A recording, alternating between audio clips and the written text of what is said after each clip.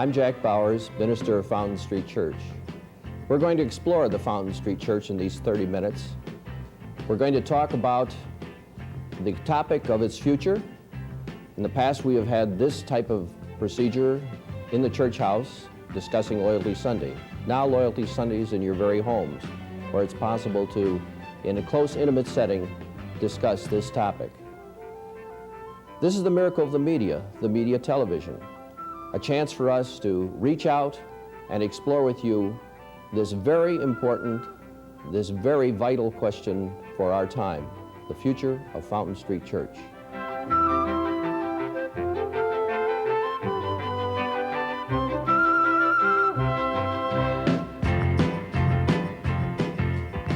We thought we'd begin our program with some thoughts about Fountain Street from an outsider, if you will, a very discerning member of our community. Here's Rabbi Al Lewis from Temple Emanuel with some personal thoughts about Fountain Street Church.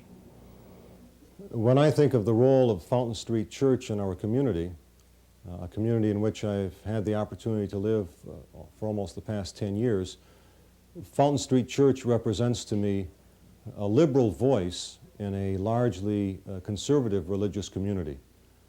And when I speak of the conservatism of the general or the larger religious community, it isn't necessarily meant in a negative sense. And when I speak of liberalism, it isn't necessarily meant that all liberal movements or that everything that has gone on at Fountain Street has been positive or has been acceptable to me as an outsider. I find that the issues and the topics and the approaches to a variety of life situations and important social issues, judicial issues, political issues, which have been brought to light at Fountain Street, have been beneficial in the overall to the community because they have been presented from a perspective that otherwise might not have been presented in the community. I have a great deal of respect for many of the things which Duncan Littlefair spoke out on in terms of civil rights and many of the issues which he dealt with in terms of dealing with the aged in our community and dealing with the jails in our community and the social justice systems. These are areas in which I think the Fountain Street Church and the members of that church have made significant contributions to the community. At the other end, I feel that there have been speakers who have spoken at Fountain Street and have been sponsored through Fountain Street whose credibility was certainly less than desirable and whose credentials were not as clearly checked out as they might have been. This may be part of the cost of being a liberal church, of taking these types of risks. I have enjoyed listening and learning from some of the sermons of Duncan Littlefair and others on the ministry staff. Quite frankly, at sometimes I have found Duncan's speeches to be stirring, to be intellectually stimulating and challenging. Other times I have found them to be greatly theatrical but vacuously empty. So in general, I would say that for me, the Fountain Street Church has provided an arena for liberal thought with which I can sometimes agree, with which I can sometimes not agree, but which gives me the opportunity to find a balance and a perspective in the larger community. The governing board of Fountain Street Church has 24 elected members who are elected for 3-year terms. They work very closely with our staff, concerning themselves with budgetary matters and overall policy. Recently, I talked with Chairperson Joe Mason. Joe, you're in your 2nd year as chairperson of the governing board. A lot of changes have occurred. We've been in a transition period. What has this meant for the board? Well, I think without any question, during a period where we have been specifically without a head minister, there has to be a more active and a more detailed participation by all of the board, particularly, of course, the officers, I think, and the executive committee. I think the past 2 years have proven to me that that a volunteer group of people, such as the 24 people on the board, can take a very active part But I think it also has shown to me more than ever that the full-time staff is the group that must necessarily carry on the day-to-day operations of the church. I think without any question, we have an absolutely marvelous staff and with a wide experience, and I think that the board would be presumptuous to attempt to take over too many of the details of the day-to-day operations of the church. What do you feel that this means for future boards? Well, future boards will need to continue to take a much more active part, I think, in the operation and the decision-making procedures of the church.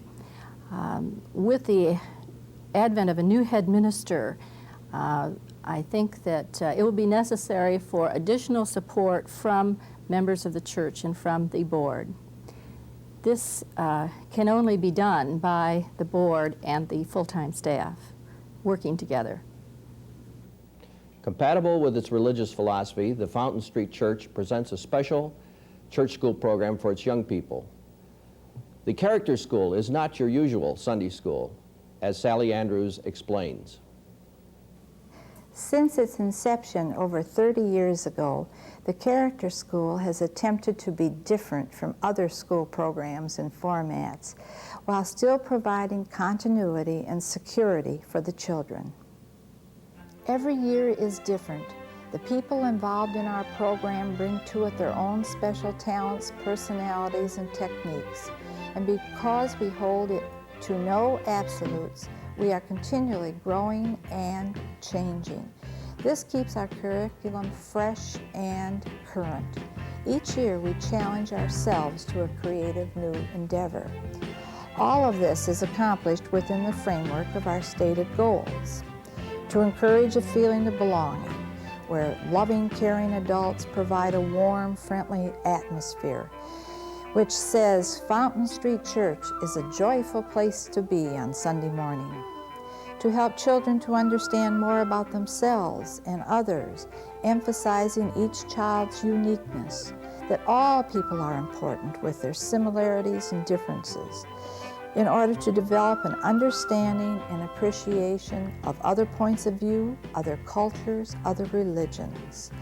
To become familiar with the major religions of the world, with emphasis on our own Judeo-Christian heritage, with a special unit on our own church, which includes service projects and participation in church activities.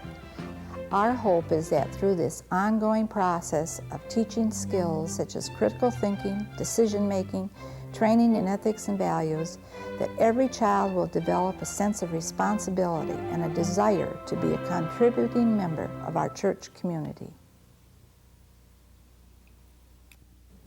And now, for someone who has had the experience of growing up in Fountain Street Church, here's Steve Crandall. At the time, it seemed like such a natural thing to do, to belong to this church. All my friends belonged to churches. I went to school with my friends. I had a family that I lived with, and it was the same as everybody else. But I soon realized that this church was significantly different than any other place, than any other church. As far back as when I was 4 or 5 years old, I can remember singing on those steps at Children's Sunday, watching my parents looking over the balcony and smiling and laughing because we were so enthusiastic. And the junior choir was an opportunity to contribute in a way that I'd never been able to do before.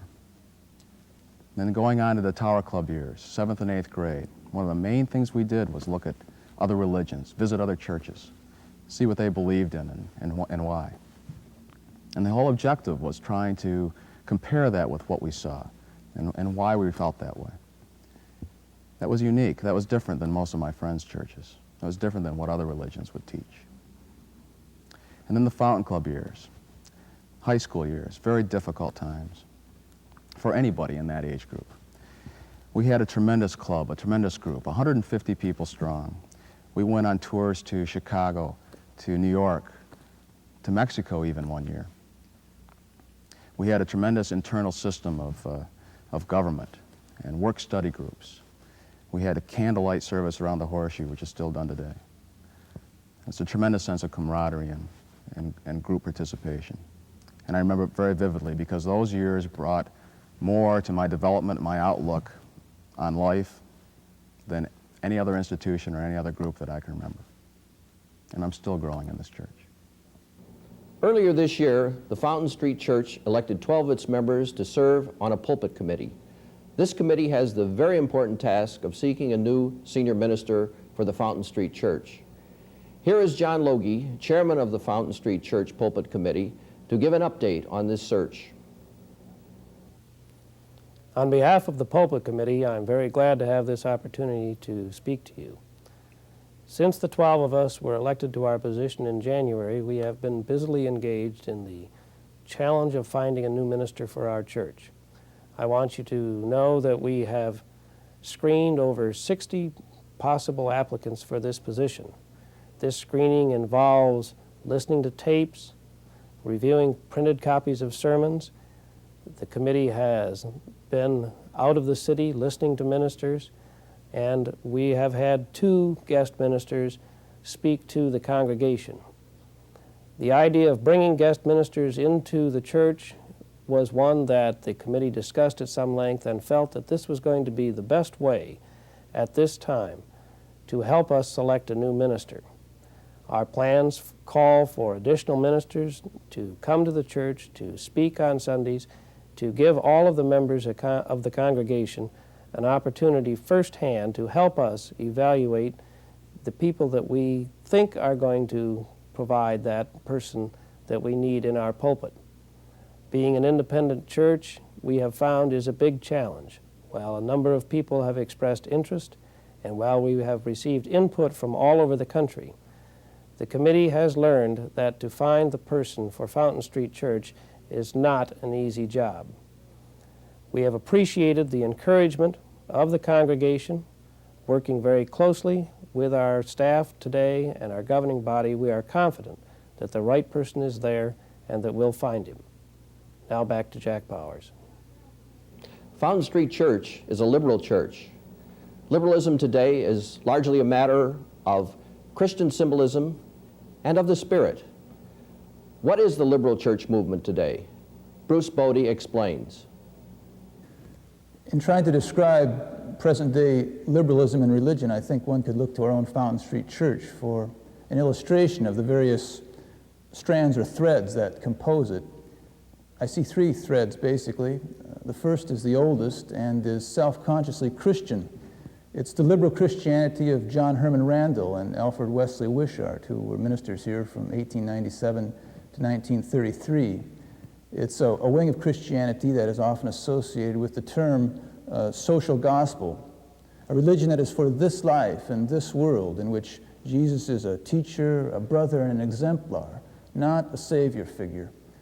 It's a religion that teaches the goodness of mankind, emphasizes human reason, values scientific investigation, and tries to establish and build the kingdom of God right here in this earth. The second thread that I see in modern religious liberalism, I connect with the philosophy of naturalism. When I'm asked, as I am sometimes, what is the meaning and value of humans, I reply, well, you tell me what meaning and value there is to a wild flower or a spider or a chimpanzee. And that's essentially the meaning and value of humans, for we are of one piece with all of these things. Many people, when they hear this naturalistic response, are saddened. Like moths drawn to flame, they retreat with singed and sinking wings. I understand this response.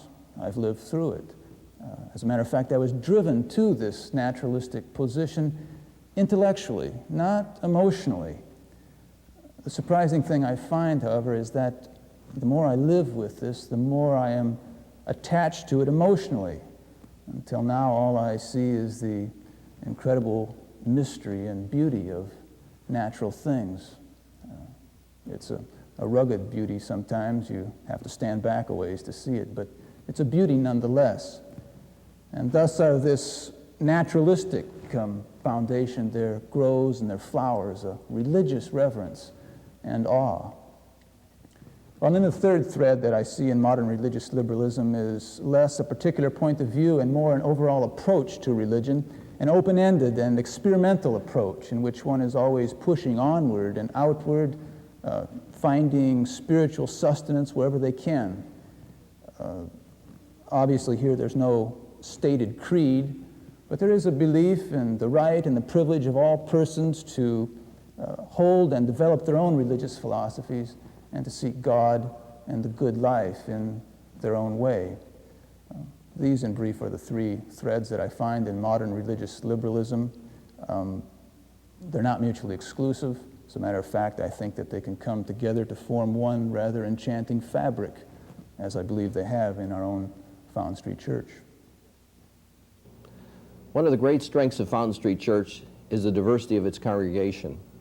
Adrian Swets is both a contributor and a participant in this diversity. Here is Adrian Swets with some personal thoughts about his church, Fountain Street Church. Is Fountain Street Church a beautiful church? Yes, it's a beautiful church. But it's not a spectacle.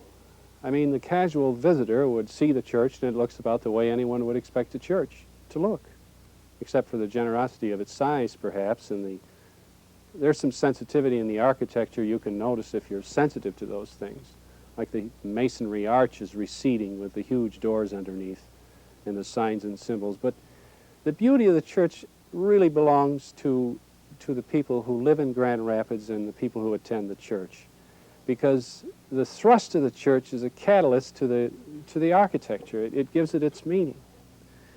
You can feel it. It's an unlikely church. That's the best word I can think of. And when you walk in, you see the soaring space and the stained glass windows that reach back into the sturdy past. But then you see modern art on the walls that reaches to the future.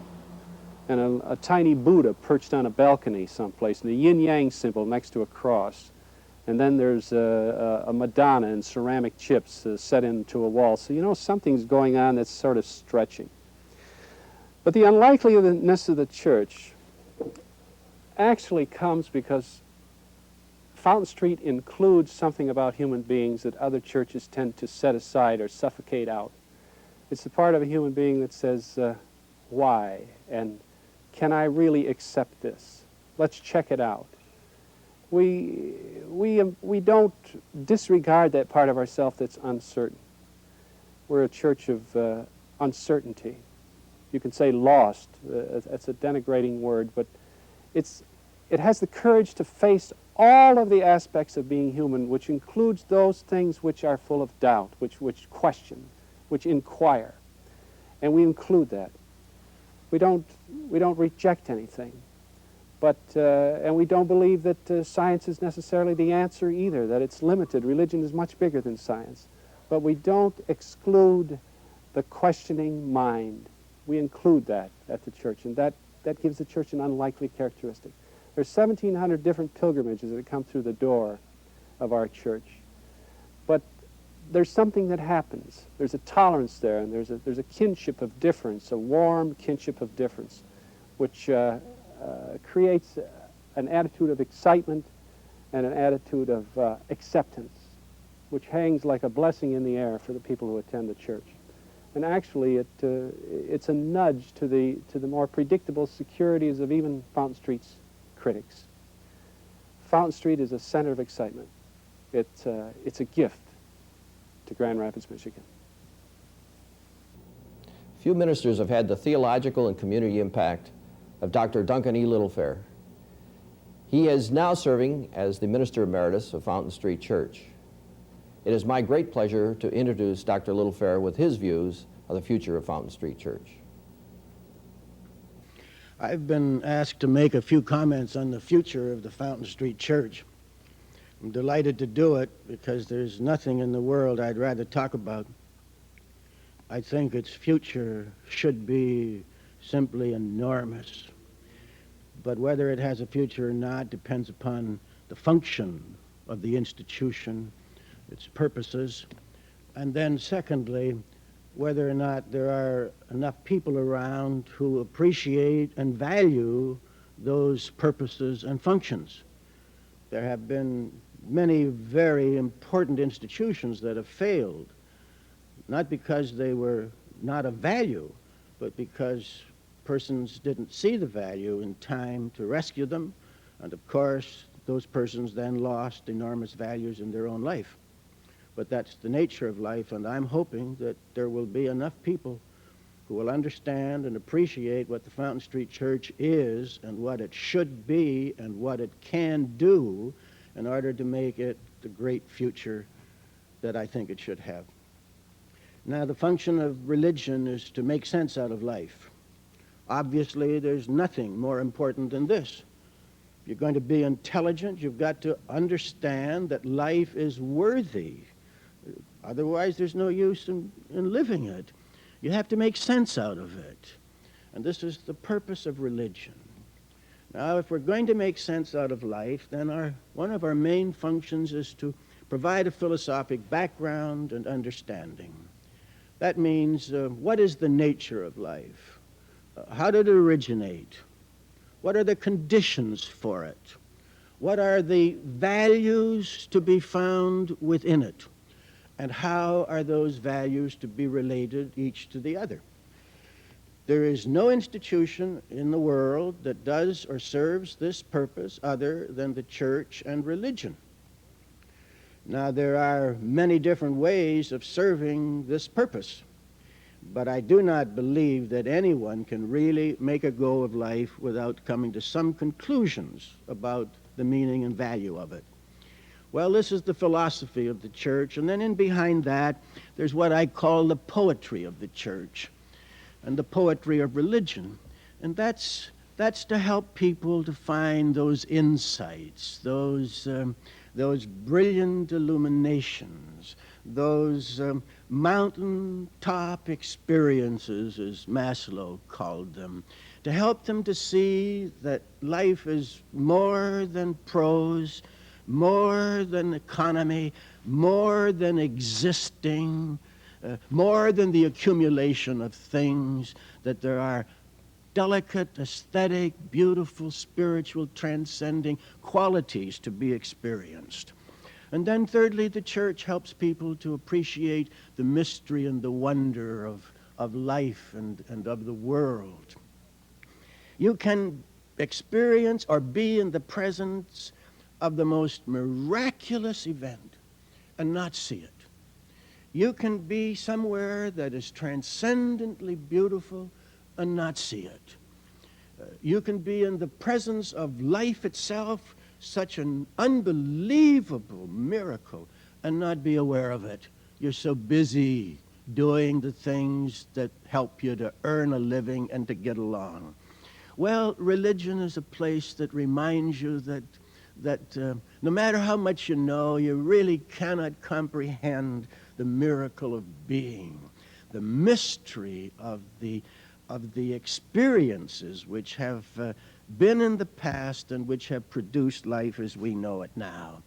And then another aspect of the church is its community function.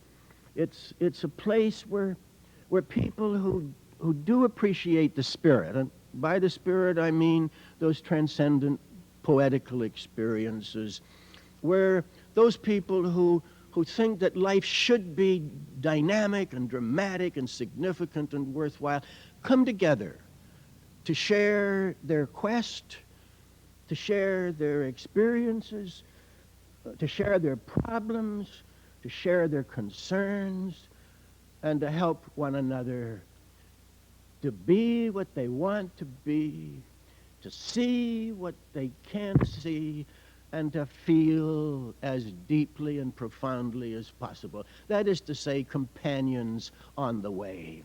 And then a final, not the end, but the final for my little presentation here, is that the church is a place where people celebrate. They celebrate those qualities, the faith, the hope, and the love, and the glory, and the wonder, and the mystery. Because if you don't bring them to mind and celebrate them, you'll lose them. You won't see them. You won't feel them. So the church is a place where we come together to sing about the joys, the wonders, the miracle, and the glory of our life. Now, I don't understand how anyone can get along without some institution that helps them in this kind of direction. There are all kinds of churches around, but our church is a peculiar and individual church because we try to make sense out of life by pursuing it vigorously, openly, rationally, and scientifically. We will not denigrate or deny reason.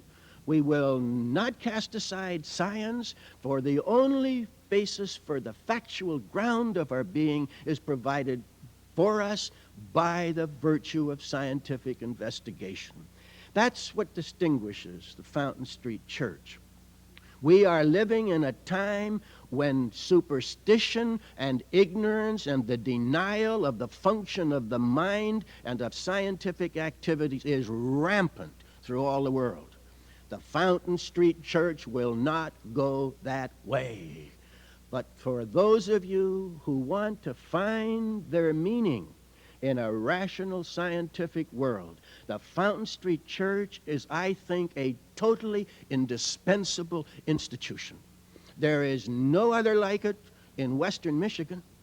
There may be one or two like it in the state of Michigan. There are so few in America and in the world. If we are the way in which you want to make sense out of your world, this is the place for you, and I don't think you can do without it. This church should be a monument in this city, a monument to scientific rationalism, to the quest for the very best and most profound human experience. I know that this church can serve this function. I hope that you see that it can, and that you have experienced some of those values, and that you will believe in it enough to see that it has the very, very great future that it should have. Now you've heard the various views of Fountain Street Church in this year, 1981-82. There has never been a church year that's been more important in all probability. It's a year when we're faced with some very crucial decisions, decisions which will affect the future of this church for generations to come. We have been the beneficiaries of the past. We hope to build very strongly for the future.